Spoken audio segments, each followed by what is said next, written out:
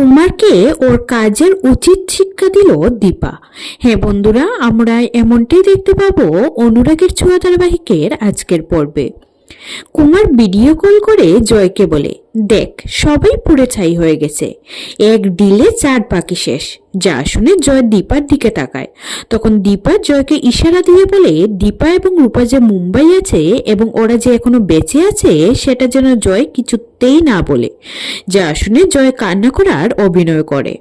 কুমার ফোনটা কেটে দিলে রূপা বলে, বাবা তো অনেকক্ষণ আগেই আমাকে মেসেজ করেছিল যে বাবা সোনাকে নিয়ে বেরিয়ে গেছে, তাহলে 4 জন কি করে পড়লো?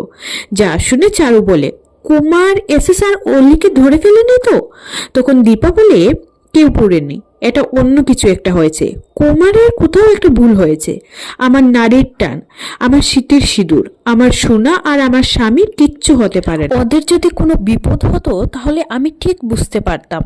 তখনই সূর্য এসে বলে, একদম ঠিক বলেছে দীপা, আমাদের কিচ্ছু হয়নি, আমরা একদম সুস্থ আছি। সূর্য এবং সোনাকে সুস্থ অবস্থায় দেখে সবাই যেন প্রাণ ফিরে পেল। অন্যদিকে লালি মনে মনে বলে, কিছু পাওয়ার জন্য কিছু ছাড়তে হয়।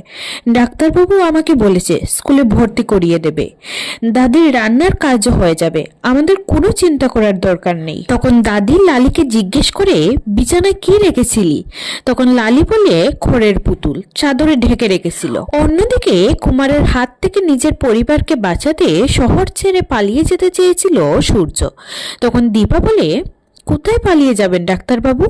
এইভাবে কি পালিয়ে পালিয়ে বাঁচা যায়? আপনি আমাদের একদিন সময় দিন, আপনাকে নির্দোষ প্রমাণ করেই ছাড়বো।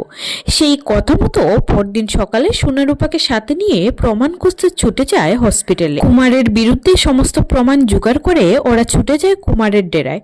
সেখানে গিয়ে ওরা দেখতে পায় কুমার নিজের আনন্দ উদযাপন করার জন্য বড় করে মা কালীর পুজোর অনুষ্ঠান করেছে। তখন দীপা চুপিসারে ঠাকুরমশাইয়ের কাছে গিয়ে হাত জোড় করে বলে, আপনার সাহায্য চাই আমার। তো বন্ধুরা, কি করতে চলেছে দীপা?